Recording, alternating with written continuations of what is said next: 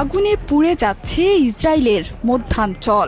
গাজায় যখন আগ্রাসনের সব সীমা ছাড়িয়ে যাচ্ছে ইসরায়েল, ঠিক তখনই মধ্যপ্রাচ্যের কসাই বেনিয়ামিন নেতানিয়াহুর দেশ থেকে ভেসে এলো আর্তনাদ। ভয়াবহ দাবানল ছড়িয়ে পড়েছে দেশটিতে।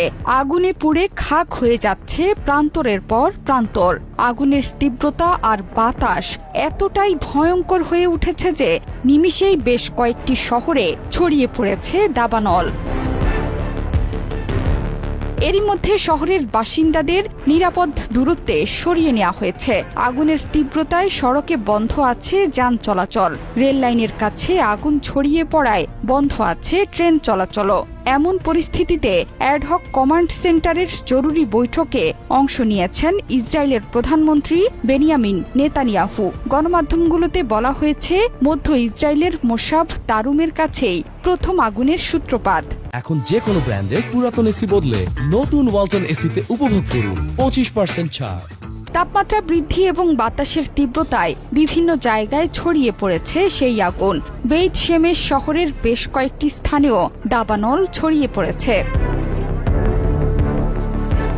একে একে শহরগুলোকে গিলে ফেলছে ভয়ঙ্কর এই দাবানল। বর্তমানে নিয়ন্ত্রণের বাইরে চলে গেছে এই আগুন। এস্তাওল, বেইত মেইর এবং মেসিলাথ জিয়ন শহর থেকে বাসিন্দাদের সরিয়ে নেওয়া হয়েছে। ভয়াবহ আগুনের ফলে সড়কের গাড়ি চালকরা তাদের যানবাহনকে ফেলেই শহর ছাড়তে বাধ্য হয়।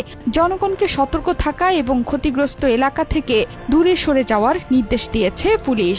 দাবানল ছড়িয়ে পড়া এলাকা থেকে জেরুজালেমে যাওয়ার গুরুত্বপূর্ণ সড়কও বন্ধ করে দিয়েছেন তারা। এরই মধ্যে বিমানের সাহায্যে আগুন নেভানোর কাজ শুরু করেছে অগ্নি নির্বাপন কর্মীরা। আগুন নেভাতে গিয়ে 7 জন দমকল কর্মী সহ কমপক্ষে 9 জন আহত হয়েছেন। ফায়ার অ্যান্ড রেস্কিউ অথরিটির মুখপাত্র জানান, আগুন নেভাতে গিয়ে 9 জন আহত হয়েছেন। তাদের মধ্যে 7 জন দমকল কর্মী এবং 2 জন বেসামরিক নাগরিক। দাবানলের স্থান থেকে জেরুজালেম প্রায় 25 কিলোমিটার দূরে। এরপরও জেরুজালেমের আকাশ ধোঁয়ায় আচ্ছন্ন। বাতাসের মানের স্তর হ্রাস পেয়েছে। 6টি জেলা থেকে ফায়ার সার্ভিসের কর্মীর তালিকাভুক্ত করে আগুন নেভানোর চেষ্টা চলছে। তাদের সঙ্গে আইডিএফ সদস্যরাও যোগ দিয়েছেন। বেইত শেমেশের উত্তরে দাবানল নেভাতে প্রায় 110টি অগ্নি নির্বাপন দল, 11টি অগ্নি নির্বাপক বিমান এবং 1টি হেলিকপ্টার কাজ করছে। এছাড়াও ইসরায়েলি বিমান বাহিনী, উদ্ধার পরিষেবা এবং পুলিশ কাজ করেছে। দাবানলের ঝুঁকিপূর্ণ এলাকাগুলোতে পর্বতারোহীদের খোঁজে তল্লাশি চালাচ্ছেন কর্মকর্তারা।